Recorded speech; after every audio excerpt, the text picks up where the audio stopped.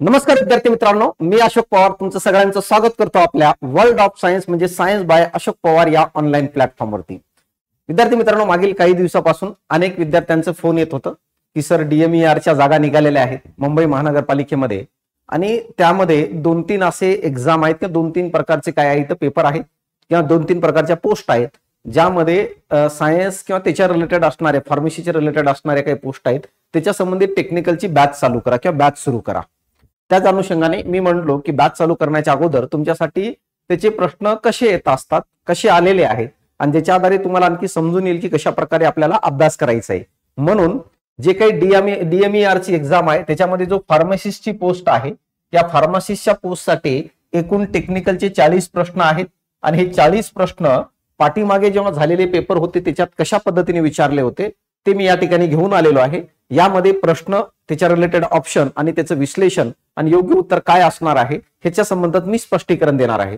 व्यवस्थित लक्ष द्या, हे नुसतं प्रश्न नसून हे तुम्हाला सिलेबस मध्ये काय वाचावचं हे दाखवण्याचं एक काय आहे माझा प्रयत्न आहे की सिलेबस करत असताना ह्याचं सगळं कंटेंट तयार केलेलं आहे, मी सगळे टॉपिकचे नोट्स पण तयार केलेले आहे, लवकरच मी तुम्हाला उपलब्ध करून देणार आहे। फक्त प्रश्न कोणत्या प्रकारचे ते एकदा बघून घ्या।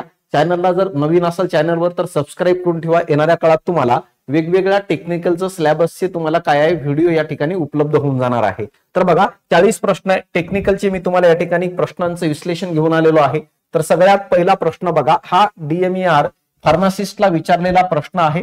प्रश्न काय आहे बघा, प्रश्न मी दोन्ही लँग्वेज मधून उपलब्ध करून दिलेला आहे, मराठीतून पण उपलब्ध केलेला आहे आणि इंग्रजीतून पण उपलब्ध केलेलं का, कारण तुम्हाला समजण्यास ते सोपं जावं म्हणून।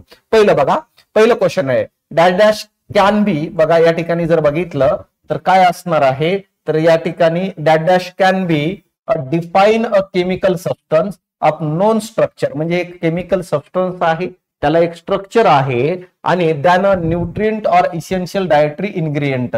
आता जर बघितलं अदर दॅन म्हणतंय म्हणजे असा एक केमिकल सबस्टन्स आहे ज्याला एक स्ट्रक्चर आहे परंतु त्याच्यामध्ये आपल्याला इसेन्शियल न्यूट्रिएंट किंवा इन्ग्रेडियंट आढळत नाही, म्हणजे डायटरीचा जो काही पार्ट आहे तो आढळत नाही असं दिलेलं आहे। मराठीतून म्हटलं तर ज्ञात संरचनेचा एक रासायनिक पदार्थ आहे, केमिकल पार्ट आहे, त्याच्याबद्दल या ठिकाणी काय तुम्हाला विचारलेलं आहे, केमिकल पार्ट आहे म्हणून परिभाषित केलाय जो पोषक आणि आवश्यक आहारातील घटक नाही, न्यूट्रिशन मधला आणि डायटरी मधला तो घटक नाहीये आणि केमिकल सबस्टन्स आहे त्याला काय म्हणतात। पहिलं आहे मेडिसिन, दुसरं आहे टॅबलेट, तिसरं आहे ड्रग्स आणि चौथा आहे सिरप। तर या प्रश्नाचं योग्य उत्तर जर काय असेल तर तो असणार आहे ड्रग्स असणार आहे। आता तुम्ही म्हणताल तर ड्रग्स का आहे, कारण ड्रग्स हा केमिकल सबस्टन्स आहे मित्रांनो, ड्रग्स हा केमिकल काय आहे सबस्टन्स आहे जो वेगवेगळ्या गोष्टीसाठी केमिकल सबस्टन्स आहे आणि हेच काय करत असतं वेगवेगळ्या ह्याच्यासाठी वापरलं जातं। कशासाठी, जसं एखादं डिसीज आहे या डिसीजच्या निदानासाठी वापरलं जातं, कोरलं का। यानंतर जर बघितलं ट्रीटमेंटसाठी पण काय आहे उपचार म्हणतो, ह्याच्यासाठी डायग्नोसिस साठी वापरलं जातं, ट्रीटमेंटसाठी वापरलं जातं किंवा इनहिबिट करण्यासाठी, प्रतिबंध करण्यासाठी किंवा इनहिबिट करण्यासाठी ज्या केमिकल सबस्टन्सचा वापर करत असतो तो ड्रग्स असतो। ड्रग्स मध्ये आपल्याला न्यूट्रिशन आढळत नाही किंवा या व्यतिरिक्त जर बघितलं ड्रग्स मध्ये आपल्याला कोणताही आहार आढळत नाही ज्याच्या सहाय्याने आपल्याला एनर्जी वगैरे भेटते। तर ज्याच्या सहाय्याने एनर्जी वगैरे भेटते ना त्याला आपण काय म्हणत असतो आहार म्हणू शकतो, पण अशा प्रकारचा घटक आढळत नाही। तर बाकीचं ऑप्शन काय आहे, तर आता बघा मेडिसिन हा जो आहे वन ऑर मोर ड्रग्सच्या एकत्रीकरणातून मित्रांनो माहित आहे का मेडिसिन तयार झालेलं असतं। तर एक गोष्ट लक्षात घ्या, जेव्हा एक किंवा एक पेक्षा जास्त ड्रग्स एकत्रित करून जो पदार्थ तयार केला जातो, जो सबस्टन्स तयार केलं जातं तो आपल्याला घेण्यासाठी त्याला आपण मेडिसिन म्हणत असतो, समजलं। आणि ड्रग्स हा का केमिकल, मग ह्याचं उत्तर तिसरं तर आहे पण बाकी सांगतो। आता राहिले दोन ऑप्शन टॅबलेट आणि सिरप। टॅबलेट आणि सिरप जे आहे हे मेडिसिनचे वेगवेगळे स्वरूप आहेत आणि मेडिसिनचे वेगवेगळे फॉर्म्स आहेत। जसं टॅबलेट जो आहे हा मेडिसिनचं क्लोरेला का जर बघितलं मेडिसिन जो आहे हे मेडिसिनचं सॉलिड फॉर्म आहे रे, सॉलिड फॉर्म आहे आणि सॉलिड फॉर्म आहे तर हे फॉर्म जो आहे सगळ्यात फेमस आहे कोणतं, जो तुम्हाला टॅबलेट दिलेला आहे सॉलिड फॉर्म आहे। त्याचे फायदे काय माहित आहे का, हा स्टेबल आहे, स्टेबल म्हणजे तो एक प्रकारचा स्थिर फॉर्म आहे। दुसरी गोष्ट त्याला घेणं खूप सोपं आहे, इझी आहे आणि त्याची कॉस्टिंग पण काय असते माहिती आहे का, लो असते. म्हणून शक्यतो मॅक्झिमम मेडिसिन हे आपल्याला काय आहे, टॅबलेट फॉर्म मध्ये उपलब्ध करून दिलं जातं, कारण तो स्टेबल आहे, ट्रान्सफर करायला सोपा आहे. क्लोरेलेका त्या सगळ्या गोष्टीचं त्याला कारण आहे. आता सिरप काय आहे, सिरप पण जर बघितलं तर सिरप पण हा फॉर्म ऑफ मेडिसिन आहे. मेडिसिनचं एक स्वरूप आहे. आणि जर बघितलं तर हा कोणता फॉर्म आहे, लिक्विड फॉर्म आहे. आणि लिक्विड फॉर्म मध्ये जेव्हा मेडिसिन दिलं जातं तेव्हा त्याला आपण काय म्हणत असतो, सिरप म्हणत असतो. तर अशा प्रकारे तुम्हाला समजून आला असेल की नेमकं प्रश्न कशा प्रकारे येत असतात. टॅबलेटची माहिती विचारतात, ड्रग्स काय असणार आहे, त्याच्या रिलेटेड काय, त्याचे कायदे कानून काय आहे हे तुम्हाला माहित असणं गरजेचं आहे. तर अशा प्रकारे या प्रश्नाचं उत्तर आहे मित्रा माहिती आहे का, तिसरं. हे समजून घे, व्यवस्थित सांगतो सगळे प्रश्न. इथं मराठीतून दिलेला आहे औषध, टॅबलेट, ड्रग्स आणि सिरप. तरी तुम्हाला मिनिंग समजून गेला असेल. आता या प्रश्नावरून कळालं तुम्हाला की टेक्निकल मध्ये ह्याच्या रिलेटेड काय वाचावं लागणार आहे. सेकंड क्वेश्चन बघा काय आहे, which of the following is not true, म्हणजे काय खरं नाहीये ते आपल्याला या ठिकाणी सांगायचंय. काय not true regarding the storage, आणि स्टोरेजच्या बाबतीत of medicine of ward and unit level. जो वॉर्ड असतो हॉस्पिटलमध्ये त्यामध्ये मेडिसिन स्टोरेज केलं जातं. तर मेडिसिन स्टोरेजच्या बाबतीत काय खरं नाहीये अशा प्रकारचं या ठिकाणी आपल्याला काय प्रश्न विचारलेला आहे. आणि तेच या ठिकाणी आपल्याला बघायचं काय आहे. या प्रश्नाचं उत्तर काय येऊ शकतो. पहिलं बघा काय सांगितलेलं आहे, oils and similar substance should be kept in separate. आता इथं नॉट ट्रू म्हटलंय म्हणजे असत्य निवडायचंय आपल्याला. चुकीचं जो आहे तो बघायचं की चुकीचं काय आहे. आता पहिलं विधान oil and similar substance should be kept in separate असं सांगितलेलं आहे. आता ही पार्शली बरोबर आहे मित्रांनो. हा प्रश्न जो आहे संदिग्ध प्रश्न आहे. पण या प्रश्नाचं उत्तर काय दिलेलं आहे ते मी तुम्हाला सांगतो. क्लोरेलेका पेपरमध्ये या प्रश्नाचं उत्तर दिलेलं आहे पहिलं. हे खरं नाही असं म्हणताय, म्हणजे ऑइल आणि सिमिलर ऑइल सारखे जे पदार्थ आहेत त्यांच्यापासून मेडिसिनला वेगळं ठेवायची गरज नाही असं त्यांचं म्हणणं आहे. पण हे चुकीचं आहे, कारण ठेवलं तरी काय आहे, त्या मेडिसिनसाठी त्या ड्रग्ससाठी चांगली गोष्ट आहे. आता खाली बघा, should be kept in the custody of the person in charge of the ward. वॉर्डची कस्टडी ज्या व्यक्तीकडे आहे, ज्या पर्सनकडे आहे त्या व्यक्तीकडे क्लोरेलेका जर बघितलं तर औषधं ठेवावं लागतं किंवा त्याचे अशा पद्धतीने सांगितलेलं आहे. Should be kept in completely away from the poisonous substance. जे विषारी पदार्थ आहे त्याच्यापासून दूर ठेवा.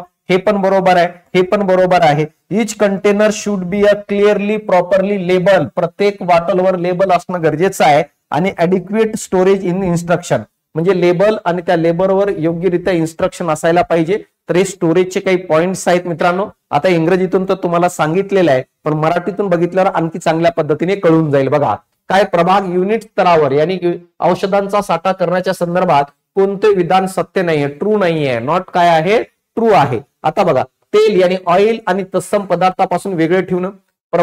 प्रभारीकडे त्याच्या ताब्यात कस्टडीमध्ये ठेवणे, म्हणजेच काय, वॉर्डची कस्टडी ज्याच्याकडे आहे त्याच्याकडे मेडिसिन ठेवणे. हे बरोबर आहे मित्रांनो. आता बघा, विषारी पदार्थापासून जो पॉइझनस सबस्टन्स आहे त्याच्यापासून दूर ठेवणे. हे पण बरोबर आहे. यानंतर प्रत्येक कंटेनरला किंवा प्रत्येक बॉटलला काय करायला पाहिजे, पुरेशा सूचनासह स्पष्टपणे काय त्याच्यावर लेबल देणं गरजेचं आहे. हे पण बरोबर आहे. मग यामध्ये जर तुम्हाला हा संदिग्ध प्रश्न आहे, पण याचं जर उत्तर काढायचं असेल तर उत्तर हा तुमचं पहिलं काय आहे दिलेलं आहे आणि हे उत्तर काय आहे असणार आहे. पण या प्रश्नाबद्दल काय संदिग्धता आहे, पण याच्यावरून एक गोष्ट समजून घ्या की तुम्हाला टेक्निकल मध्ये काय वाचावं लागणार आहे, कशाच्या रिलेटेड वाचावं लागणार आहे. जो सिलेबस दिलेला आहे त्याच्या रिलेटेड तुम्हाला व्यवस्थित काय आहे डेटाबेस बघायचं आहे मित्रांनो. तर या प्रश्नाचं उत्तर तुम्हाला समजून गेलं असेल काय असणार आहे.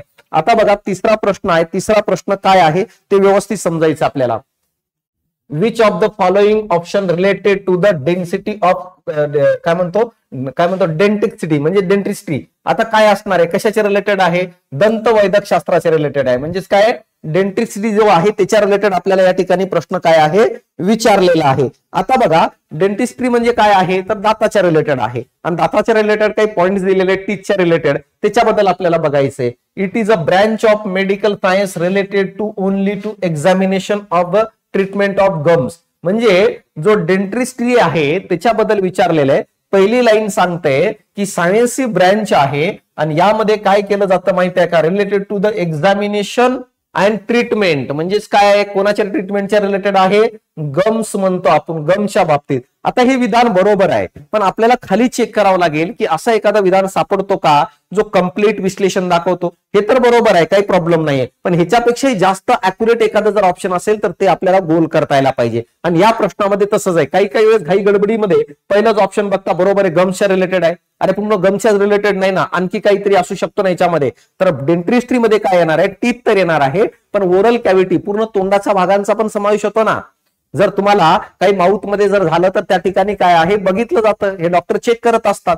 तर नुसतं तेवढंच समावेश होत नाही ना, का टीथ म्हणल्यावर टीथच होतो, टीथ सोबतच ओरल कॅव्हिटीचा पण समावेश होत असतो. मग हे विधान पाहता. दुसरं, it is a branch of medical science related to only examination of the treatment of teeth. इथं फक्त टीथ म्हटलंय, वरती फक्त गम्स म्हटलंय. तिसरं, it is a branch of medical science related to the examination and treatment of the ear म्हटलंय. बघा हे चुकीचं आहे, कानाच्या रिलेटेड थोडी आहे, कानाच्या रिलेटेड नाहीये. आणि ओरल कॅव्हिटी म्हटलंय, तर हे विधान चुकीचं ठरलं. वरचे दोघंही असं समजून घेऊया बरोबर आहे. त्याच्यापेक्षा जर चांगला सुंदर ऑप्शन भेटलं तर त्याला गोल करूया, नसेल तर ह्याच्यापैकी बघूया काय होतं ते. चौथा option, it is a branch of medical science related to the examination and treatment of teeth दिलेलं आहे, या ठिकाणी टीथ दिलेलं आहे, टीथ दिलंय अँड ओरल कॅव्हिटी. आणि मी आता तुम्हाला सांगितलं ही डेंटिस्ट्री जी आहे हे कशाच्या बाबतीत आहे, तर ही आहे टीथ आणि ओरल कॅव्हिटीचा ह्याच्यामध्ये समावेश होतो. म्हणून तुमचा परफेक्ट आन्सर जर कोणता असेल तर कोणता असणार आहे, चौथा असणार आहे. तर या पद्धतीचे प्रश्न काय आहे आपल्याला दिले जातात. यासाठी काय आहे आपल्याला हे सगळं समजणं गरजेचं आहे, कशा प्रकारे आणि काय असणार आहे. क्लिअर इथपर्यंत. आणि हे ऑप्शन चुकीचं काय आहे वरचं, कारण की खाली चौथ्या ऑप्शन मध्ये टीथ पण येतं, गम्स ओरल कॅव्हिटी मध्ये येतं. ह्याच्या व्यतिरिक्त मला सांगा वरती असणारे पॅपिलेज वगैरे येणार आहेत, कळालं इथपर्यंत.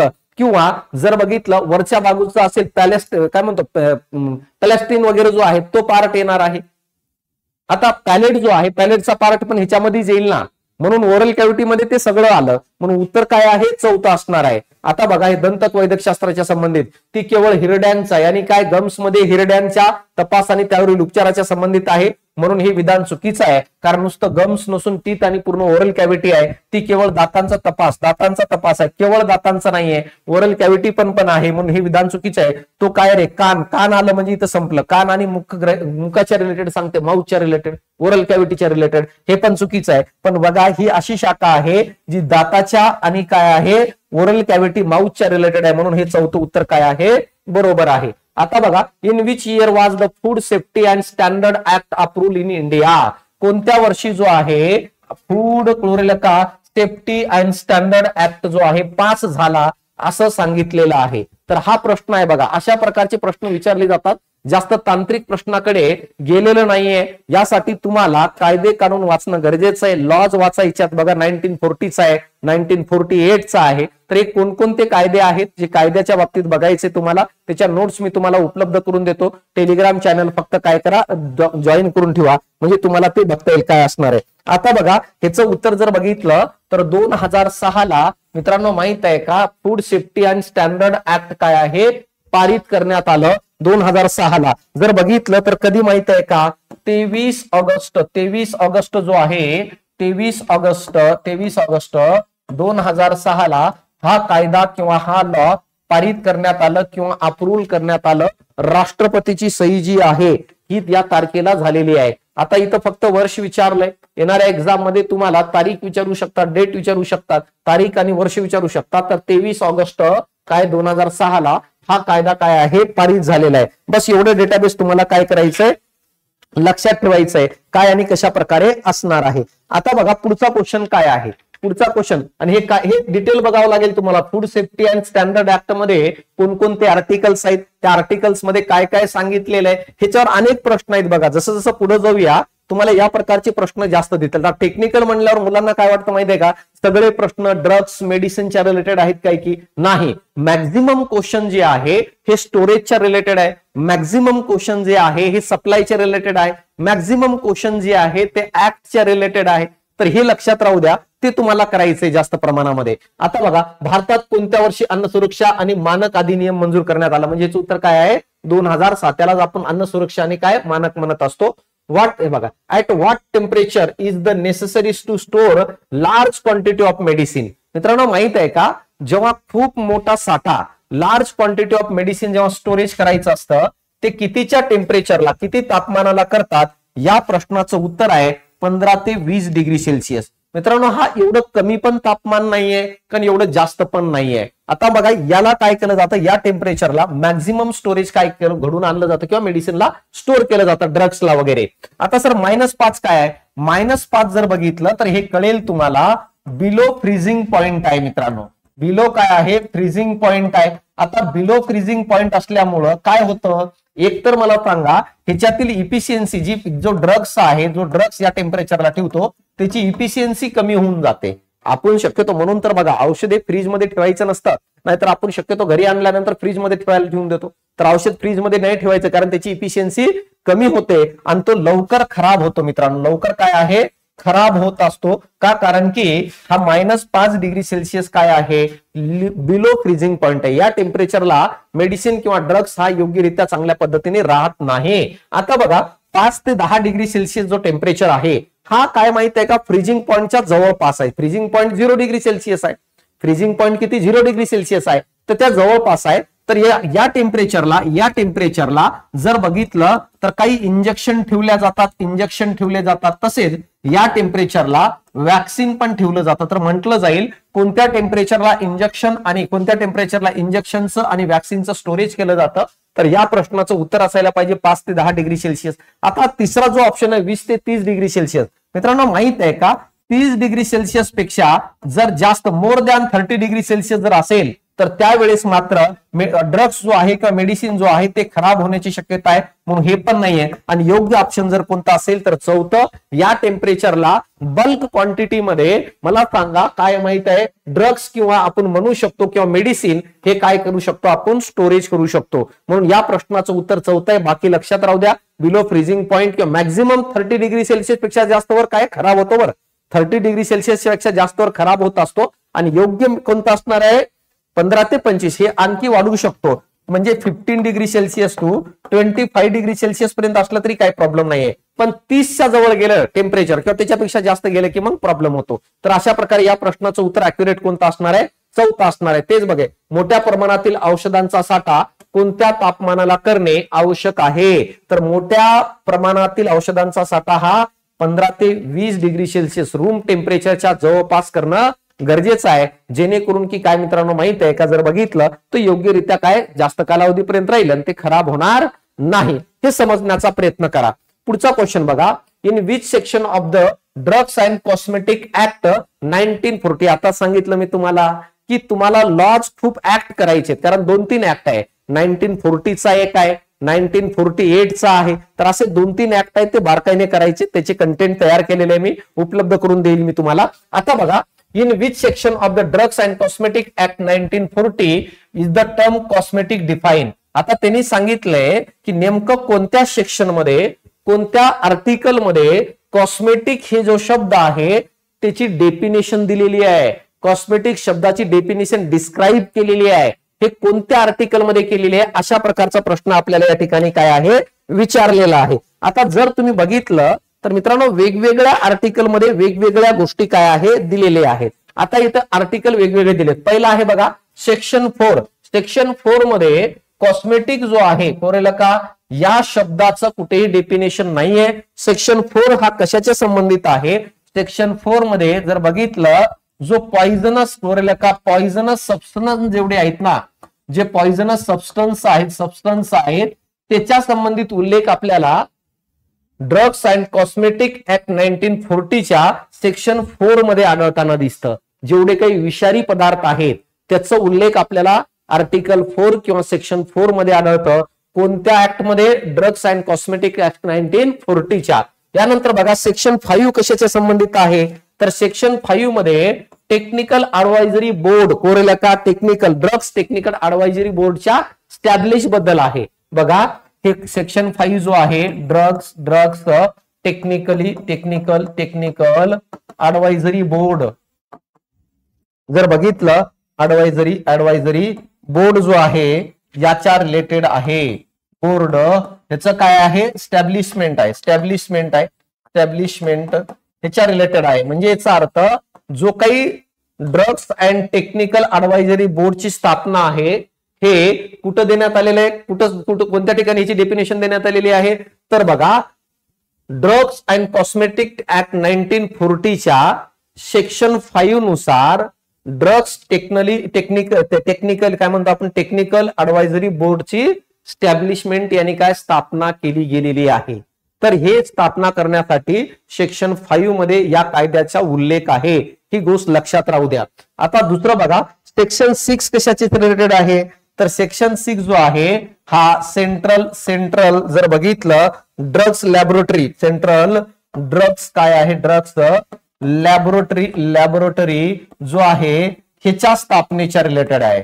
बघा, जो सेंट्रल ड्रग्स लॅबोरेटरी आहे ह्याची स्थापना कशानुसार करण्यात आलेली आहे, ह्याचा उल्लेख कुठं आढळतं, जेव्हा 1940 ला काय ड्रग्स आणि कॉस्मेटिक ऍक्ट पारित झालं त्यावेळेस प्रत्येक आर्टिकल मध्ये काही ना काही सांगितलेलं आहे.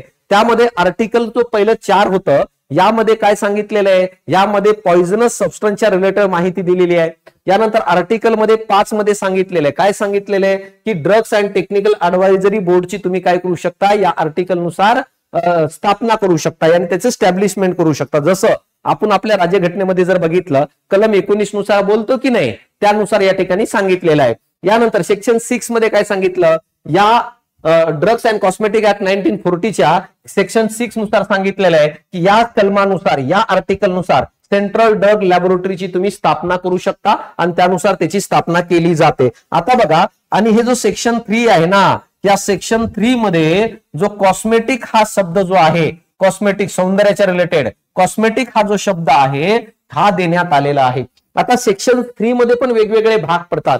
Section 3A, 3B, 3C, 3AA, 3F अशा पद्धतीने. तर कॉस्मेटिक स्पेसिफिक, कारण सेक्शन 3 मध्ये काय दिले माहित आहे का, सेक्शन 3 मध्ये जे कायद्यामध्ये जे या ऍक्ट मध्ये जे शब्द वापरलेले आहेत ना मित्रा, जे शब्द वापरलेले आहेत त्या सर्व शब्दांचे डेफिनेशन हे सेक्शन 3 मध्ये देण्यात आलेलं आहे. ज्याच्यामध्ये कॉस्मेटिक हा शब्द वापरलेला आहे, ज्याच्यामध्ये ड्रग्स हा शब्द वापरलेला आहे, ज्याच्यामध्ये मेडिसिन हा शब्द वापरलेला आहे. तर हे जे शब्द वरती वापरलेले आहेत या शब्दांच्या डेफिनेशन हे या ऍक्टच्या सेक्शन 3 मध्ये देण्यात आलेलं आहे. आता बघा, आता या सेक्शन 3 मध्ये अनेक शब्द येतात ना रे, अनेक शब्द येतात. जसं उदाहरणार्थ ड्रग्स येतो, कॉस्मेटिक येतं किंवा अन्य काहीतरी वेगळं येणार आहे.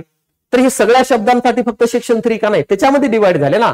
त्याच्यामध्ये डिवाइड झाल्यानंतर फक्त स्पेसिफिक कॉस्मेटिक साठी जर बघितलं, कॉस्मेटिक साठी 3AA हा सेक्शन आहे. म्हणजे याचा अर्थ सेक्शन 3 मध्ये 3AA नावाचा जो पॉइंट आहे किंवा आर्टिकल आहे त्याच्यामध्ये आपल्याला कॉस्मेटिक या शब्दाची डेफिनेशन काय आहे देण्यात आलेली आहे, हे आपल्याला समजणं गरजेचं आहे. कोरेलेपर्यंत आता तर हा कायदा काय करतो, कॉस्मेटिक ऍक्ट जो आहे ड्रग्स अँड कॉस्मेटिक ऍक्ट 1940 हा कायदा काय करतो, तर मित्रांनो या कायद्याच्या बाबतीत जर बघितलं तर कॉस्मेटिकची निर्मिती बघा, ह्याचं काम काय, या कायद्याचं काम काय आहे, तर काय कॉस्मेटिक जो आहे या कॉस्मेटिकची निर्मिती असेल, त्याचं वितरण असेल या सगळ्या गोष्टीवर नियंत्रण ठेवण्याचं काम कोण करत असतो, हा कायदा करत असतो. म्हणजे या कायद्यानुसार ते ठरवण्यात आलं की बाबा अशा प्रकारे फॉर्मेशन निर्मिती करायला पाहिजे, अशा पद्धतीने त्याचं वितरण करायला पाहिजे, आयात किती करायचं, निर्यात किती करायचं, या सगळ्या गोष्टी ज्या आहेत मॅनेज करणारा जो ऍक्ट आहे, कायदा आहे तो 1940चा ड्रग्स अँड कॉस्मेटिक ऍक्ट आहे. तर अपेक्षा करतो की तुम्हाला समजलं असेल 1940 ऍक्ट हा कशा पद्धतीने वाचायचं हे पण तुम्हाला चांगल्या पद्धतीने समजून गेलं असेल. तर इथपर्यंत तुम्हाला व्यवस्थित सगळं कळलं असेल काय असणार आहे. पुढचं क्वेश्चन बघा, औषधी द्रव्य बघा, औषधी द्रव्य आणि सौंदर्य प्रसाधन अधिनियम 1940च्या कोणत्या कलमात सौंदर्य प्रसाधन या शब्दाची व्याख्या आता सांगितलेलं, कॉस्मेटिकची डेफिनेशन कुठं असणार आहे, तिसऱ्यामध्ये, तोच मराठीतून काय म्हटलंय बघा, अल्टरनेटिव्ह प्रश्न दिले मराठी आणि इंग्रजी. का, कारण कधी काही ना इंग्रजी शब्द कळत नाही, ते मराठीतून सारांश वाचल्यानंतर समजून जातं म्हणून ते. आता बघा, Y are a good manufacturing practice is a medical science is important. मित्रांनो प्रश्नातच आहे गुड मॅन्युफॅक्चरिंग प्रॅक्टिस का महत्वाची आहे मेडिकल सायन्स मध्ये, तर हे दिलेलं आहे. तर काय बघा, इन्फेरियर क्वालिटी म्हणजेच काय आहे, निकृष्ट दर्जा. इन्फेरियर क्वालिटीचा अर्थ आहे निकृष्ट दर्जा म्हणजे खराब. मेडिसिन, आता बघ जे काही निकृष्ट दर्जाच्या मेडिसिन आहेत ते काय म्हणताय, ते medicine are not only harmful to health but they are also lead to waste of money. बरोबर आहे ना रे. जो निकृष्ट दर्जाचं जो काही मित्रांनो निकृष्ट दर्जाचं जो काही औषध आहे, मला सांगा जो काही मेडिसिन आहे तो नॉट ओनली हार्मफुल, मला सांगा दुखापत तर करतोच, यासोबतच पैशाचं पण व्यर्थ आहे. मग पहिलं विधान तर बरोबर येऊ राहिलं. आणि इथं तेच सांगितलंय काय आहे, GMP in medical science importance का आहे, कारण गुड मॅन्युफॅक्चरिंग ह्याच्यासाठीच महत्वाचं आहे, कारण चांगल्या क्वालिटीची मेडिसिन तयार होणं गरजेचं आहे आणि त्याची कॉस्टिंग पण कमी असणं गरजेचं आहे. तर पहिलं विधान काय म्हणतोय तो, जर इन्फेरियर क्वालिटीची yani काय आहे खराब क्वालिटीची जर मेडिसिन असेल तर 100% मला सांगा ते आपल्यासाठी धोकादायक हार्मफुल आहे आणि त्याचं दिलेलं पैसे पण वेस्ट जाणार आहे, म्हणून पहिलं विधान बरोबर आहे. आता बघा, आता इथं म्हणतोय की गुड क्वालिटी मेडिसिन म्हणजे चांगल्या क्वालिटीची medicine are harmful to health. चुकीचं ठरलं ना मित्रांनो. कुठं हार्मफुल असतो, तो आपल्या शरीरासाठी फायद्याचा आहे, हेल्थच्या रिलेटेड फायद्याचा आहे. म्हणून हे विधान जो आहे या ठिकाणी वाचल्यानंतर कळून जाईल हे चुकीचं आहे. But they do not lead to the waste of money. मान्य आहे की वेस्ट ऑफ मनी त्याचं जात नाही, पण ते परिणाम कुठं करतं, निगेटिव्ह परिणाम करतं का, नाही. मग हे अर्धच चुकीचं दिले, अर्ध बरोबर. पुढचं बरोबर आहे बघा, they do not lead to waste of money. मान्य आहे रे, चांगल्या क्वालिटीचं जो मेडिसिन आहे तो पैशाचा व्यर्थ नाही होत, परंतु मला सांग भाऊ ते शरीरावर ते निगेटिव्ह हार्मफुल कुठं आहे ते, तर इथं म्हणतो पहिल्या विधानामध्ये good quality medicine are harmful to health, हे चुकीचं आहे. म्हणून मला सांगा दुसरं विधान पण चुकीचं आहे. तिसरं, good quality medicine are not only harmful to health but they also lead to waste of money, हे पण चुकीचं आहे. कारण गुड क्वालिटीचं जो काही मेडिसिन आहे शरीरासाठी हार्मफुल नाहीये, यासोबतच वेस्ट ऑफ मनी नाहीये, तो दोन्ही म्हणताय. तिसऱ्या विधानामध्ये तो म्हणतो हार्मफुल पण आहे गुड क्वालिटीचं काय मेडिसिन आणि वेस्ट ऑफ मनी पण आहे, दोन्ही विधान चुकीचं आहे ना. तर काय आहे बघा, एक तर हार्मफुल नाहीये आणि दुसरं वेस्ट ऑफ मनी नाहीये, हे पाहिजे होतं. चौथं विधान, इन्फेरियर क्वालिटी मेडिसिन म्हणजे इन्फेरियर म्हणजे काय मित्रांनो माहित आहे का, या ठिकाणी जर बघितलं तर काय असू शकतो या ठिकाणी, इन्फेरियर क्वालिटी म्हणजे खराब क्वालिटीचं जो मेडिसिन आहे are only harmful to health but do not lead of waste of money. बघा तेच झालं. चौथ्या विधानामध्ये काय म्हणतंय बघा, खराब क्वालिटीचा जो काही मेडिसिन आहे हा फक्त शरीरावर निगेटिव्ह परिणाम करतं, त्याच्यामुळे पैसे विनाकारण जात नाही. कस काय जात नाही रे, जर मला सांगा त्या औषधाचा इफेक्ट शरीरावर व्यवस्थित होत नसेल तर 100% मला सांगा वेस्ट ऑफ मनी असणारच आहे ना. तर हे विधान पण चुकीचं ठरतं, बारकाईनं वाचावं लागेल. आणि जर इंग्लिश कळत असेल तर इंग्लिश मधून वाच राजा, कारण की मराठीतून पण प्रश्न अवेलेबल आहेत. तर या प्रश्नाचं उत्तर पहिलं बरोबर आहे, कारण खालचे सर्व विधान चुकीचं आहे. कारण पहिल्या विधानात सांगतो की इन्फेरियर क्वालिटी मेडिसिन म्हणजेच काय खराब क्वालिटीचे जे मेडिसिन आहे नॉट ओनली हार्मफुल म्हणजे नुसतं काय शरीराला घातकच नाही आहे, यासोबतच काय आहे ते वेस्ट ऑफ मनी आहे. म्हणून पहिलं विधान बरोबर आहे. तर तेच दिलेलं आहे बघा, निकृष्ट दर्जाची औषधे ही आरोग्यासाठी घातक तर असतातच, त्यासोबतच पैशाचं पण अपव्यय देखील होत असतो, म्हणजे पैसे विनाकारण जातात. दुसरं, चांगल्या दर्जाची औषधे म्हणतो ना, चांगल्या दर्जाची औषधे आरोग्यासाठी घातक आहेत परंतु त्यामुळे पैशाचं अपव्यय होत नाही. कसं काय होत नाही, पैसे तर जाणार विनाकारण फुकटमध्ये, म्हणून हे विधान चुकीचं आहे. चांगल्या दर्जाची औषधे ही आरोग्यासाठी घातक तर असतातच, तसेच त्यामुळे पैशाचं अपव्यय देखील होतो. आता बघा हे चुकीचं आहे, कारण चांगल्या दर्जाचं जे औषध आहेत ते घातक पण नसतात आणि पैशाचा अपव्यय पण होत नाही.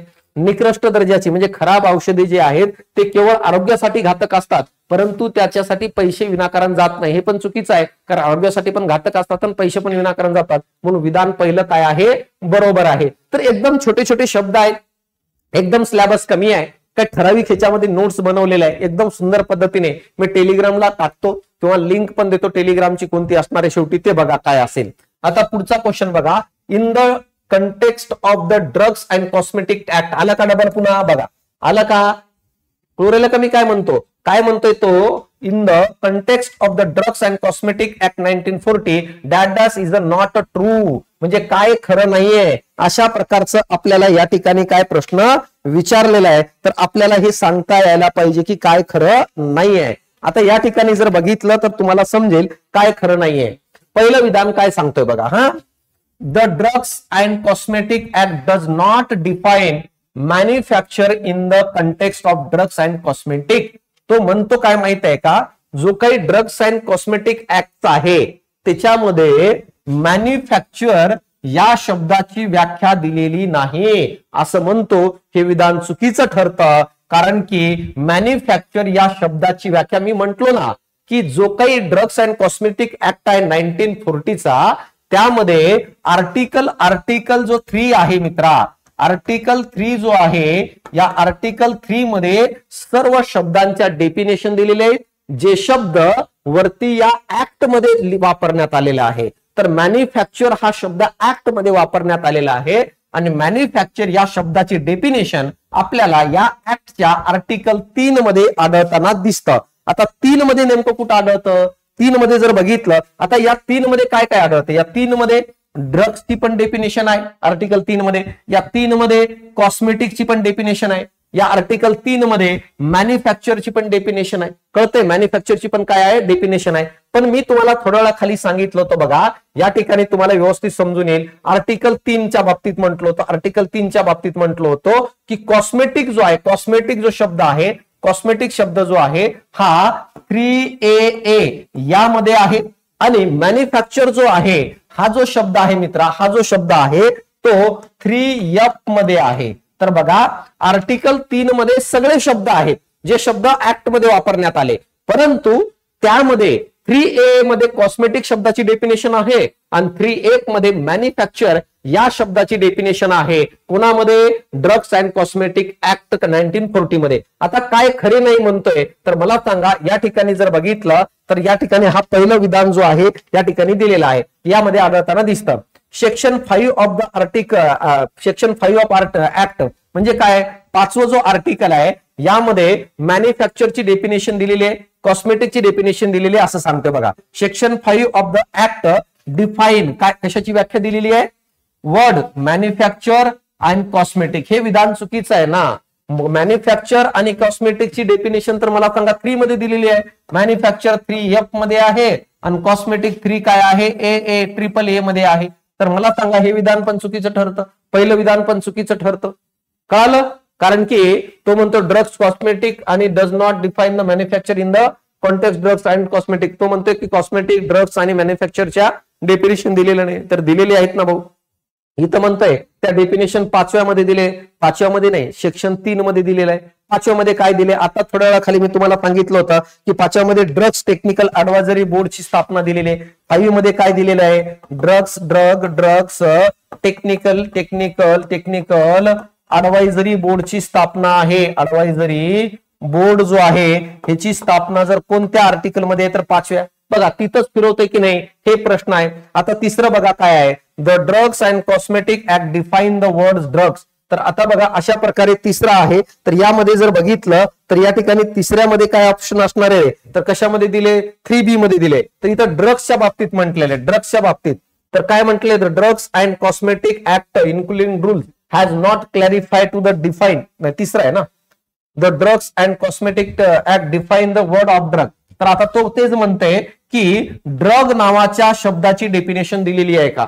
सगळ्यांची दिलेली आहे, जे जे महत्वाचे आहेत ते. आता कुठं दिली बघा? तर ड्रग्स, मी तुम्हाला काय म्हटलं या ठिकाणी? कॉस्मेटिकची 3A आहे, मॅन्युफॅक्चरची 3F आहे. तर ड्रग्सची काय आहे? तर ड्रग्सची जी डेफिनेशन आहे 3 मध्ये 3B मध्ये देण्यात आलेली आहे. 3B मध्ये काय आहे? देण्यात आलेली आहे. तर अशा प्रकारे मला सांगा ते असणार आहे. चौथं, the drugs and cosmetic act has not clarify the define of the difference between drugs and medicine. तर मित्रांनो माहित आहे का, या ठिकाणी जर बघितलं तर आपल्याला या प्रश्नाचं उत्तर सांगत असताना हा प्रश्न थोडं कन्फ्युजनचा पार्ट आहे. तरी पण मी या ठिकाणी सांगतो की चौथं जो ऑप्शन आहे यामध्ये सांगितले drugs and cosmetic has not clarify the definition of the difference between the drug and medicine. तर हे बरोबर आहे. तर हे विधान बरोबर आहे का? कारण डेफिनेशन तर दिलेलं आहे, परंतु चौथं विधान काय सांगू राहिलं? चौथं विधान सांगू राहिलं दोन गोष्टी बद्दल. एक म्हणजे ड्रग्स बद्दल आणि दुसरं म्हणजे मेडिसिन बद्दल.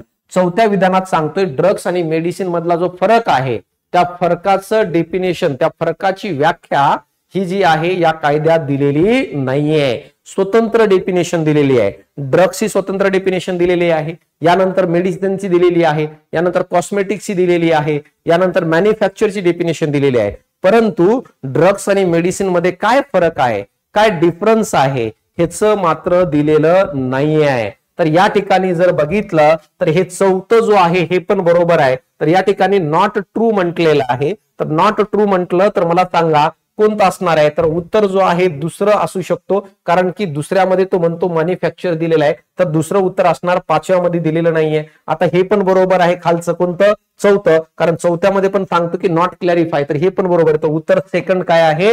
येण्याची जास्त पॉसिबिलिटी आहे. परंतु अशा प्रकारचे प्रश्न विचारले जात असतात, ही गोष्ट लक्षात राहू द्या. कोणत्या कोणत्या कलमा लिहू राहिलो ते व्यवस्थित समजण्याचा प्रयत्न करा.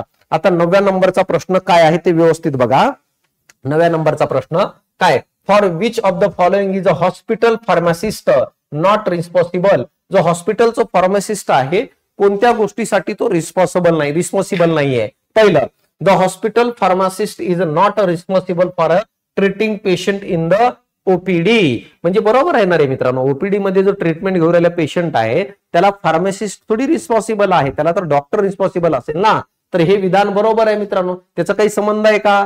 फार्मासिस्टचं काम हा मेडिसिन प्रोव्हाइड करणे, मेडिसिन स्टोरेज करणे, कोरेला का त्याची काळजी घेणे, डिस्ट्रीब्युशन करणे, सप्लाय करणे, हे त्याची जबाबदारी आहे. इथं म्हणतोय की हॉस्पिटलमध्ये पेशंटचं जो काही ट्रीटमेंट आहे ते ओपीडी मध्ये त्याच्यामध्ये रोल आहे का? नाहीये. तर इथं तेच म्हटलेलं आहे की काय माहित आहे का? नॉट म्हटलेलं. बरोबर आहे.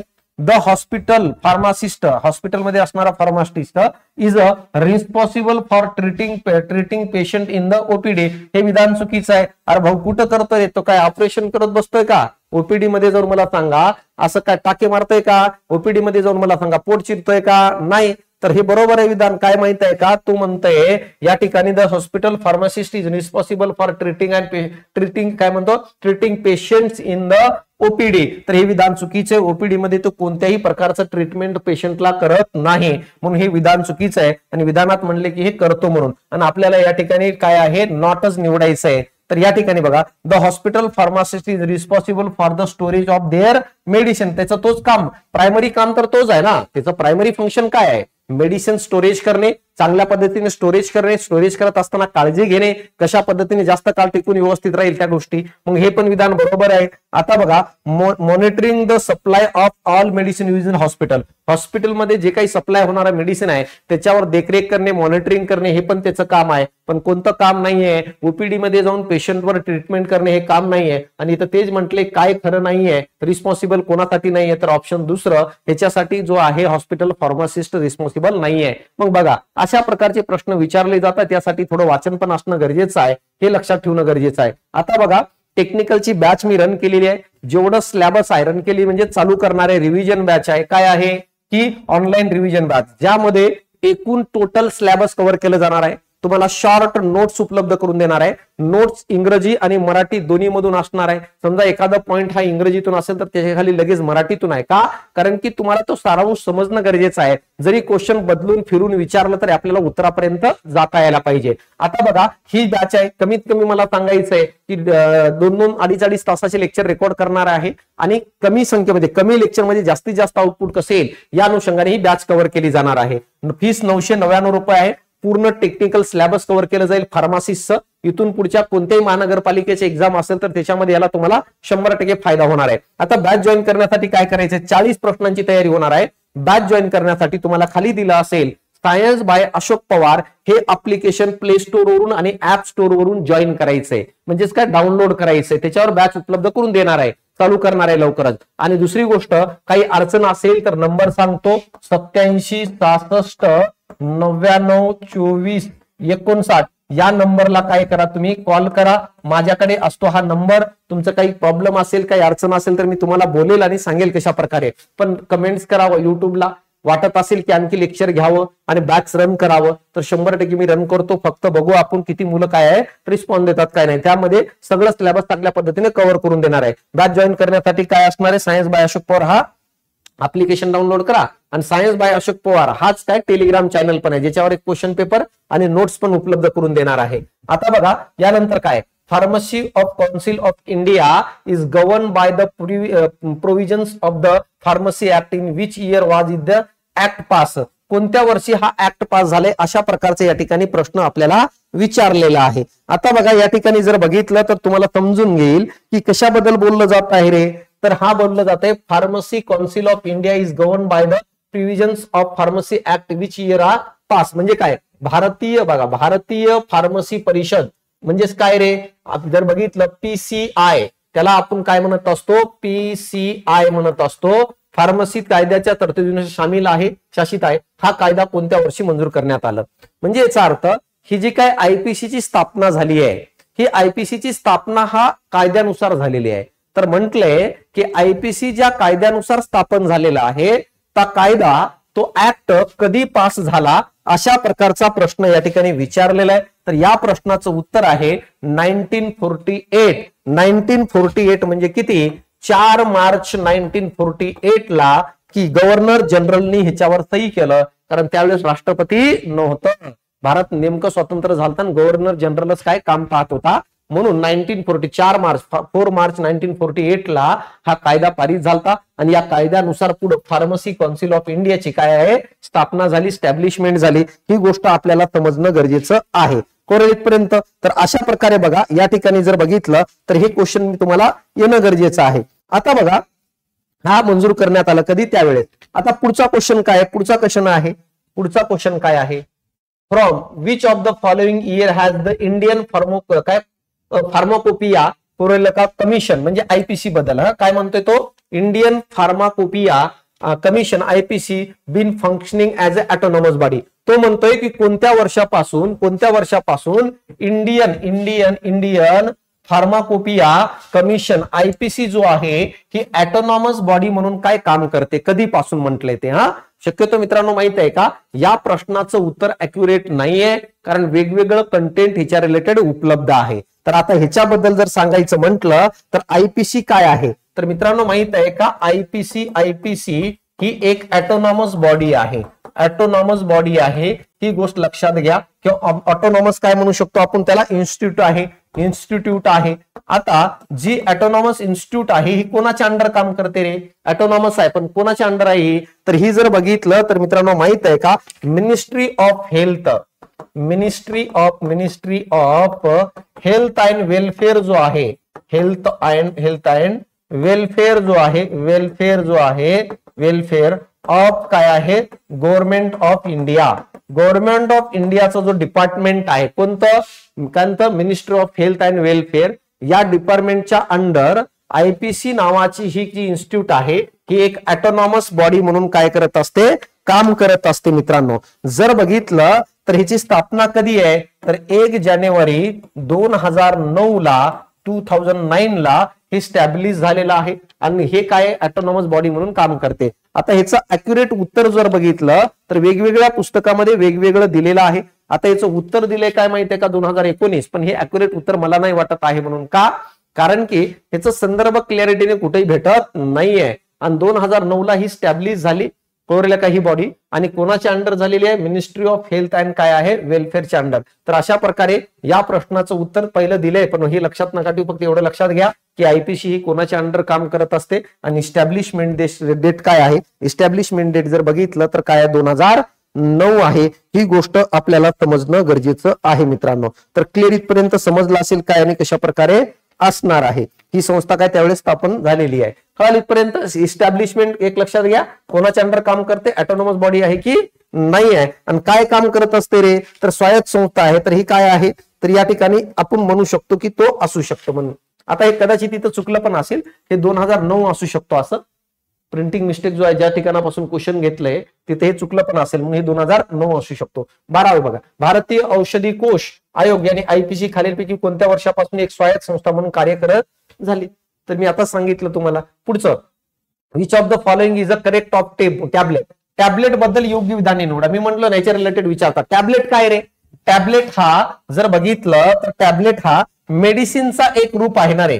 टॅबलेट हा मेडिसिन जो आहे, मेडिसिन काय आहे, मेडिसिन म्हणजे तो सबस्टन्स जो एक किंवा एक पेक्षा जास्त ड्रग्सच्या एकत्रीकरणातून तयार झालेला असतो, त्याला म्हणतो मेडिसिन. आणि मेडिसिनचे वेगवेगळे फॉर्म, टॅबलेट्स असणार आहेत, सिरप असणार आहे, तर क्रीम असणार आहे. तर हे वेगवेगळे आहेत, सिलेबस मध्ये सगळं दिलेलं आहे. तर टॅबलेट्स बघा, जर बघितलं मेडिसिनचं कोणतं फॉर्म आहे, सॉलिड फॉर्म आहे, स्टेबल आहे, घेणं इझी आहे, कळतंय, कॉस्टिंग कमी आहे, स्टोरेजला सोपं जातं आणि लॉंग टर्म साठी टिकून पण राहतं. काय असणार आहे, they are easy to solve and with the sip of water, पाण्यासोबत घ्यायला सोपं आहे, बरोबर आहे. This pills are very unstable in various physical condition. चुकीचं आहे, अनस्टेबल नाहीये.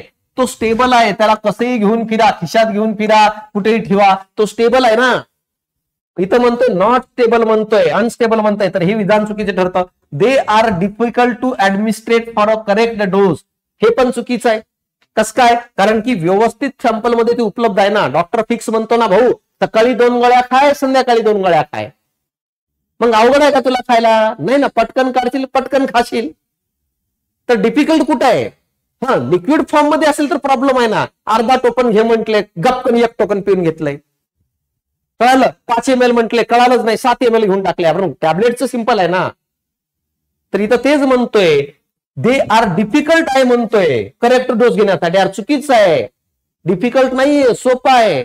न शिकलेल्या व्यक्तीलाही कळून जातं सकाळी 1 संध्याकाळी 1 खायची जर सांगितलं तर. पण लिक्विड फॉर्मचं कळत नाही, काही काही बॉटलच लावतात बघा असं डायरेक्ट. तर हे काय आहे? चुकीचं आहे. पुरेल का? जर बघितलं तर मित्रांनो माहिती आहे का, दुसरं पण चुकीचं आहे, तिसरं पण. Among all oral doses form there are cost is highest. नाही ना भाऊ, ओरली घेणारे जे काही औषध आहेत, मेडिसिन आहे, त्याच्यापैकी मला सांगा कॉस्टिंग ह्याचीच कमी आहे ना, ह्याची कमी आहे. इथं म्हणतो हायेस्ट कॉस्ट, तर इथं काय असणार आहे? लो कॉस्ट असणार आहे. पण खाली तिन्ही विधान चुकीचे दिले, आपल्याला करेक्ट निवाइड्स होतं. तर कोणतं? पहिलं विधान बरोबर आहे.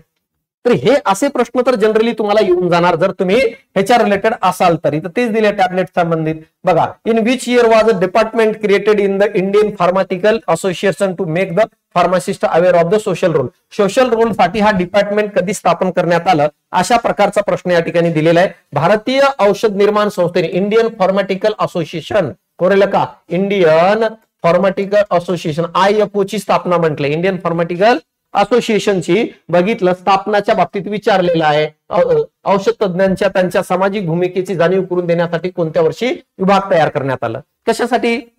जे औषध निर्माते आहेत त्यांना सामाजिक जाणीव पण असणं गरजेचं आहे ना मित्रांनो. की जे फार्मासिस्ट आहे त्यांना सामाजिक जाणीव असायला पाहिजे. रोगी जे आहेत त्यांच्याकडे पोहोचून किंवा त्यांना जास्तीत जास्त त्यांना बाहेर कसं आणता येईल याच्या संबंधी त्याला माहिती पण असणं गरजेचं, जाणीव पण असणं गरजेचं आहे. तो बाकीचा सारखा बिझनेस नाही ना.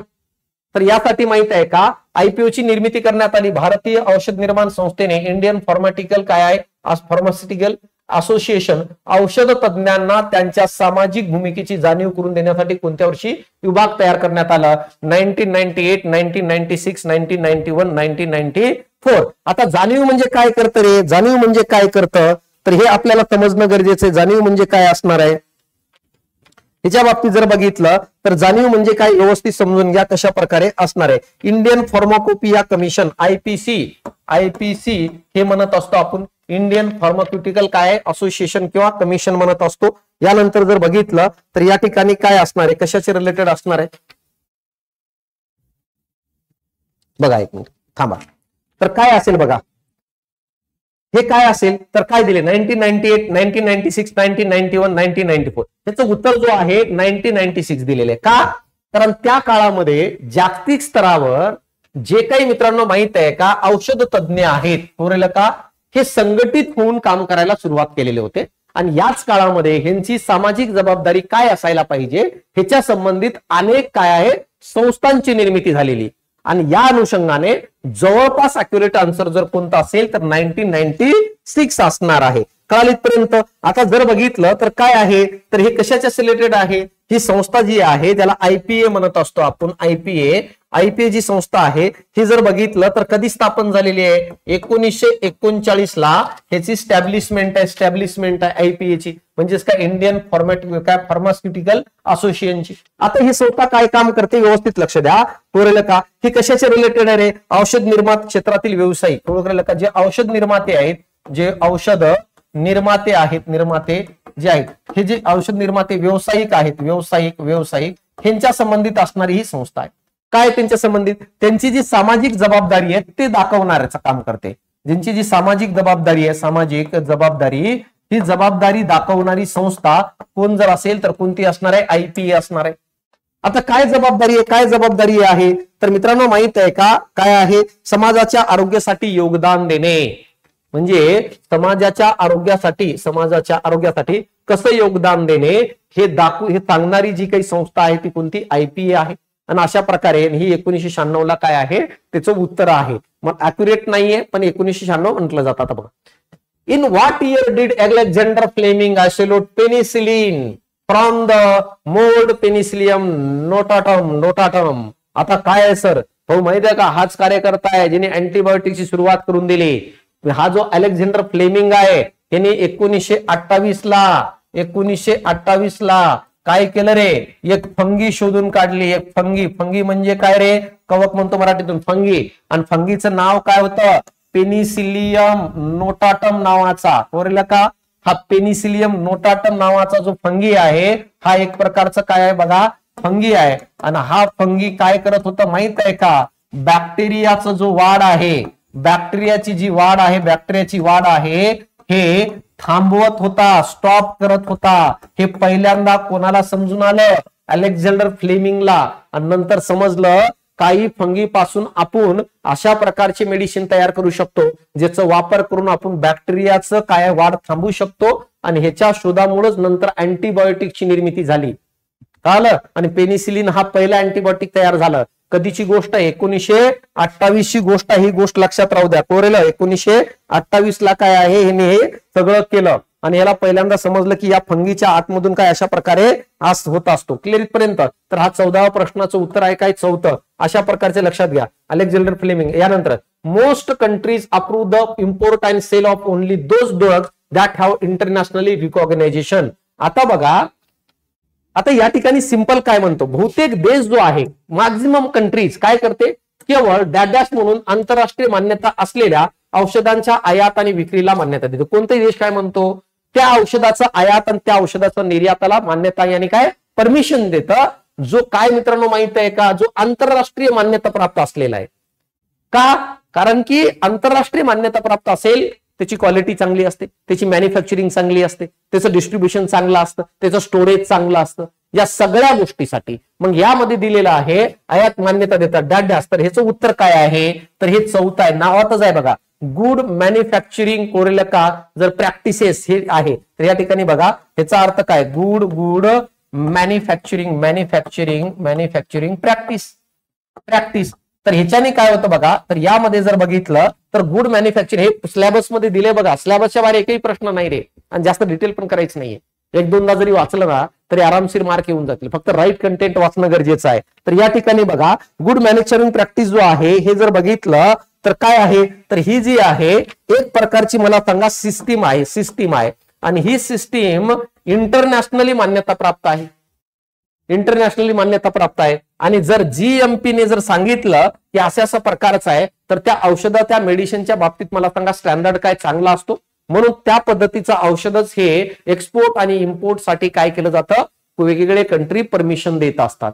कारण ही इंटरनॅशनली काय रिकॉग्नाइज सिस्टीम आहे. कोणती, हा जीएमपी, ज्याच्या अंडर मला सांगा हे सगळं केलं जातं. काय करत असते रे, की काय करत असते, जर बघितलं तर जीएमपी काय करते, ड्रग्स असेल, यानंतर बघा कॉस्मेटिक असेल किंवा फूड असेल, ह्या सगळ्या गोष्टीचं जर बघितलं तर मित्रांनो माहित आहे का, ह्याची गुणवत्ता किंवा त्याचं जो मानांकन आहे, गुणवत्ता मानांकन जो आहे हे मित्रांनो बघितलं, ह्याचं खात्री करण्याचं काम, ह्याची खात्री करण्याची जबाबदारी जो कोणाकडे असेल तर जीएमपी कडे आहे. आणि ह्यांनी जर खात्री केली असेल तर अनेक देशाला समजून जातं की या मेडिसिनचं किंवा या ड्रग्सचं, या कॉस्मेटिक्सचं किंवा फूडची क्वालिटी चांगली आहे. म्हणून असेच मला सांगा ड्रग्स किंवा कॉस्मेटिक किंवा फूड हे एक्सपोर्ट आणि इम्पोर्ट करण्यासाठी वेगवेगळे देश परमिशन देत असतात. म्हणून ह्याचं उत्तर काय 4 आहे. पूर्ण टॉपिक आहे, एक लेक्चर मध्ये खतरनाक काय आपण घेणार आहे आणि त्या पद्धतीने कव्हर करून देणार आहे. Which drug is use to reduce the body temperature. Body temperature हा कंट्रोल करण्यासाठी, फेवर कंट्रोल करण्यासाठी, कमी करण्यासाठी कोणाचा वापर केला जातो. तर या प्रश्नाचं उत्तर जर बघितलं मित्रांनो माहित आहे का, कोणता असू शकतो, तर मित्रांनो माहित आहे का, अँटीपायरेटिक्स जो आहे हा बॉडी टेम्परेचर कमी करण्यासाठी वापरलं जातं. अँटीऍसिड जो आहे हा स्टमक ऍसिड जो आहे हा कमी करण्यासाठी HCl, आपल्या स्टमक मध्ये जो HCl असतो त्याचं प्रमाण जर वाढलं असेल तर ते ऍसिड कमी करण्यासाठी अँटी ऍसिड वापरलं जातं. यानंतर बघा सल्फा ड्रग्स काय आहे, सल्फा ड्रग्स ही एक प्रकारची स्ट्रॉंग अँटीबायोटिक आहे, अँटीबायोटिक जो बॅक्टेरियाच्या विरुद्ध काम करत असते. आणि अनेस्थेटिक काय रे, ऑपरेशन करताना काय हे करताना भूल देण्यासाठी अनेस्थिया म्हणून काय आहे त्याचा वापर केला जातो. इथं विचारलं होतं आपल्याला की बॉडी टेम्परेचर कंट्रोल करण्यासाठी कोणाचा वापर केला जातं, अँटीपायरेटिक्सचा वापर केला जातो. कोणतं बॉडी टेम्परेचरसाठी, अँटी ऍसिडचं स्टमक मधील आपल्या पोटातील ऍसिडिटी कमी करण्यासाठी, ऍसिडचं प्रमाण HClचं प्रमाण जर वाढलं असेल. सल्फा ड्रग्स हा एक प्रकारचा अँटीबायोटिक्स आहे. तर या ठिकाणी उत्तर जर बघितलं तर चौथं उत्तर काय याचं राईट असणार आहे, हे आपल्याला समजणं गरजेचं आहे मित्रांनो. आता बघा यानंतर जर बघितलं पुढचा 17वा प्रश्न काय आहे. 17वा प्रश्न काय आहे, broad spectrum antibiotic on the antibiotic which kill the डॅडास range of disease causing micro organism. मित्रांनो माहित आहे का, अँटीबायोटिकचे दोन प्रकार पडत असतात. अँटीबायोटिकचे दोन प्रकार पडत असतात. अँटीबायोटिकचे दोन प्रकार पडत असतात. एक असतं नॅरो स्पेक्ट्रम, एक असतं नॅरो स्पेक्ट्रम आणि दुसरं असतं ब्रॉड स्पेक्ट्रम. ब्रॉड स्पेक्ट्रम आता बघा, नॅरो स्पेक्ट्रम हा सिलेक्टिव्ह काही बॅक्टेरियासाठी वापरल्या जातात, सिलेक्टिव्ह काही बॅक्टेरियासाठी सिलेक्टिव्ह. आणि ब्रॉड स्पेक्ट्रम जो आहे वाईड रेंज मध्ये असणाऱ्या बॅक्टेरियासाठी वापरलं जातं. म्हणजे तो एक ग्राम पॉझिटिव्ह असेल, ग्राम पॉझिटिव्ह बॅक्टेरिया असेल किंवा ग्राम निगेटिव्ह बॅक्टेरिया, दोघांसाठी हे वापरू शकतो आपण वाईड रेंज मध्ये. कोणतं, ब्रॉड स्पेक्ट्रम अँटीबायोटिक. जसं ग्राम पॉझिटिव्ह बॅक्टेरियामध्ये कोण कोण असणार आहे, ग्राम पॉझिटिव्ह मध्ये मला सांगा क्लॉस्ट्रिडियम नावाचा बॅक्टेरिया आहे जो फूड खराब करण्याचं काय करत असतो, काम करत असतो. या व्यतिरिक्त जर बघितलं तर आणखी स्ट्रेप्टोकोकस निमोनियाला कारणीभूत असणारा बॅक्टेरिया ग्राम पॉझिटिव्ह असणार आहे. सायनोबॅक्टेरियम काय म्हणतो आपण मित्रांनो माहित आहे का, त्यानंतर ग्राम निगेटिव्ह मध्ये कोण असणार आहे, साल्मोनेला आहे. साल्मोनेला टायफी नावाचं साल्मोनेला नावाचं आहे. यानंतर व्हिब्रिओ आहे. तर हे सगळे ग्राम निगेटिव्ह. अशा प्रकारे वेगवेगळ्या प्रकारच्या बॅक्टेरियावर एकच अँटीबायोटिक म्हटल्यावर ती ब्रॉड स्पेक्ट्रम आहे. आणि सिलेक्टिव्ह बॅक्टेरिया वापरत असेल तर नॅरो स्पेक्ट्रम. इथं म्हणताय ब्रॉड स्पेक्ट्रम अँटीबायोटिकची रेंज कशी आहे मायक्रो ऑर्गॅनिझमच्या बाबतीत, नॅरो आहे का, व्हेरी लेस आहे का लेस. नाही तर या प्रश्नाचं उत्तर काय आहे, चौथं वाईड रेंज मध्ये काय ते आपल्याला आढळताना दिसतं वापरताना त्याचं. At the beginning of the 19th century, chemistry started to revolution the pharmaceutical industry. आता तो म्हणतोय 20व्या शतकात कोणत्या केमिस्ट्रीमुळे हे एवढं सगळं बदल झाले, एवढी मेडिसिन तयार झाले. पहिला असणार आहे natural chemistry, synthetic chemistry, biological chemistry आणि किचन केमिस्ट्री. तर या प्रश्नाचं उत्तर आहे तिसरं बायोलॉजिकल केमिस्ट्री. का, त्याचं कारण सांगतो मित्रांनो. जेव्हा 20वा शतक चालू झालं त्यावेळेस लोकांना समजायला लागलं की जे प्लॅन्ट आहेत, या प्लॅन्टचे वेगवेगळे जे ऑर्गन आहेत, जसं उदाहरणामध्ये मला सांगा पार्ट्स आहेत, प्लॅन्टचे वेगवेगळे पार्ट्स आहेत. ज्या पार्ट्स मध्ये मला सांगा वेगवेगळे मेडिसिन यानी काय आहे, औषध आहेत, वेगवेगळे काय ड्रग्स उपलब्ध आहेत. आणि त्या ड्रग्सचा उपयोग मला सांगा वेगवेगळ्या डेली लाईफ मध्ये वेगवेगळ्या डिसीज साठी केलं जातं. हे 20व्या शतकात जास्त समजून आलं. आता जेव्हा हे कळालं की एखाद्या प्लॅन्टच्या या भागापासून हे औषध एखाद्या प्लॅन्टचा हा भाग वापरला तर अशा पद्धतीने काय आहे, या बॅक्टेरियापासून, या मायक्रो ऑर्गॅनिझम पासून संरक्षण होतं. फॉर एक्झाम्पल जुन्या काळामध्ये मला सांगा, आपण जर बघितलं धान्य खराब होऊ नये म्हणून काय करायचो रे आपण, म्हणून आपण लिंबाचा पाला टाकायचो. म्हणजे लिंबाच्या पाल्यामध्ये अशा काही कीटकनाशकाच्या विरुद्ध गुणधर्म याने काय आहे, हे जे म्हणतो ना आपण त्याला, जे काही कीटक आहे त्याच्या विरुद्ध काम करणारे काही त्यांच्यामध्ये कंटेंट होतं. ही गोष्ट 20व्या शतकात समजून आली. आणि नंतर नेमकं तो रसायन कसा आहे त्या वनस्पतीमध्ये त्याचा वापर करून, त्याचा उपयोग करून आर्टिफिशियली मला सांगा प्रयोगशाळेमध्ये किंवा आपण म्हणू शकतो लॅबोरेटरीमध्ये तशा प्रकारचे औषधांच्या निर्मितीला सुरुवात झाली. असं माणसाला तर स्वप्नात येऊन असं कळालं नाहीये की बाबा आर्टिफिशियली असं तयार करायचंय. माणूस आज लॅबोरेटरीमध्ये जेवढे काही ड्रग्स तयार करतो, मेडिसिन तयार करतो, हे सगळेचे सगळे मला सांगा कुठून आपल्याला प्राप्त झाले असतील, डायरेक्ट नाही झाले. शिकलोय कुठून आपण, शिकलोय आपण कोणापासून, बायोलॉजिकल केमिस्ट्री पासून. जर बायोलॉजिकल केमिस्ट्रीच राहिली नसती तर आपण शिकलो कसं असतो रे. जसं उदाहरणामध्ये मला सांगा पेनिसिलिन हा बायोलॉजिकल आहे, पेनिसिलियम नावाचा हा बायोलॉजिकल मला सांगा फंगी आहे. त्याच्यापासून पहिलं पेनिसिलिन बदललं, मग त्याचं बघून बाकीचे अँटीबायोटिक तयार झाले ना. तर अशा प्रकारे 20th सेंचुरीमध्ये एवढं जो काही चेंज झाला, एवढं जो काही रिव्होल्युशन झालं, त्याला कारणीभूत जर कोण असेल तर कोण असणार आहे, बायोलॉजिकल केमिस्ट्री आहे. आणि बायोलॉजिकल केमिस्ट्रीचा वापर करून आपण सिंथेटिक केमिस्ट्री काय आहे तयार केलं आर्टिफिशियली लॅबोरेटरीमध्ये. कळतंय, हे आपल्याला समजणं गरजेचं आहे. आणि पुढचं बघा 19 काय असणार 19वा to help the person suffering from psychological disorder which of the following issue are not important. म्हणजे जे काही सायकोलॉजिकल डिसऑर्डरची झुंजत आहे, पेशंट झुंजत आहे, त्याच्याबद्दल खालीलपैकी कोणतं बरोबर नाहीये. म्हणजे एखादा पागल आहे थोडंफार, त्याच्या रिलेटेड हे खालीलपैकी कोणतं बरोबर नाही, त्याला ट्रीटमेंटच्या रिलेटेड. तर काय सांगतात, काय म्हणतो, सायकोथेरपी. सायकोथेरपी म्हणजे काय रे, तर मला सांगा, पेशंट जो आहे त्याची संवाद करणे, कम्युनिकेशन करणे. तर हे बरोबर आहे ना. सायकोलॉजिकल एखाद्याला काही प्रॉब्लेम असेल तर सायक्ट्रिस्ट कडे गेल्यानंतर सायक्ट्रिस्ट त्याला जो आहे संवाद करतो की नाही रे.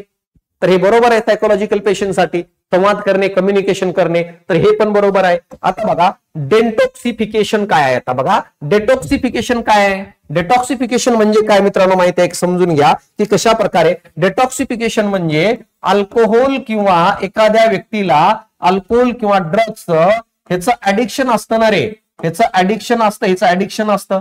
आणि अल्कोहोल किंवा ड्रग्स किंवा यासारख्या अनेक जे आहेत हे करणारे, नशा करणारे जे काही घटक आहेत, ह्यांच्या ऍडिक्शन मुळे पण काय आहे, मानसिक प्रॉब्लेम अनेक क्रिएट होत असतात. आणि हे मानसिक प्रॉब्लेम त्या व्यक्तीमध्ये तोपर्यंत राहतात जोपर्यंत त्या व्यक्तीच्या शरीरात अल्कोहोल आणि ड्रग्सचे काय आहे प्रमाण असणार आहे. तर अशा प्रकारे सायकोलॉजिकली डिसऑर्डर असणाऱ्या पेशंटच्या शरीरातून अल्कोहोल आणि ड्रग्स शरीराच्या बाहेर काढणे याला जर काय म्हणत असेल तर याला डेटॉक्सिफिकेशन म्हणतात. आणि हे बरोबर आहे, कारण मॅक्झिमम सायकोलॉजिकल डिसऑर्डर मध्ये हे अल्कोहोल आणि ड्रग्स ऍडिक्शन पण कारणीभूत असतो मित्रांनो. हे पण बरोबर आहे. सोशल सपोर्ट मित्रांनो माहित आहे का, फॅमिलीचं सपोर्ट असणं गरजेचं आहे. बरोबर का रे, फ्रेंडचं सपोर्ट असणं गरजेचं आहे, सोसायटीचं सपोर्ट असणं गरजेचं, हे पण बरोबर आहे. अरे पण डिप्रेशन नाही ना, डिप्रेशन हा सायकोलॉजिकल डिसऑर्डरच्या ट्रीटमेंटच्या रिलेटेडच नाहीये. अरे ऑलरेडी तो सायकोलॉजिकल डिसऑर्डर मध्ये आहे आणि त्याला आणखी डिप्रेशन देऊन डिप्रेशन मध्ये नेऊन काय बरं होणार आहे का, नाही. तर डिप्रेशन हा ट्रीटमेंटच्या संबंधितच नाही ना राजा, डिप्रेशन हा ट्रीटमेंटच्या संबंधितच नाहीये. तर हे आपल्याला कळणं गरजेचं आहे. मग ह्याचं उत्तर हे येणार आहे, कारण तो म्हणतो की नॉट इम्पॉर्टंट, की काय आहे, टू हेल्प पर्सन, कोणत्या व्यक्तीला हेल्प करायचं आहे जो सायकोलॉजिकल डिसऑर्डरशी ग्रस्त आहे. तर हे वरचे तिन्ही कामं करून हेल्प करू शकतो आपण. सायकेट्रिस्ट त्याला बोलवून त्याचे कम्युनिकेशन करून देऊ, त्यानंतर त्याच्या शरीरातून अल्कोहोल किंवा बाकीचे घटक बाजूला काढून, तसेच मला सांगा सोशल सपोर्ट देऊन मित्रांचा, त्यानंतर काय फॅमिलीचा किंवा सोसायटीचा.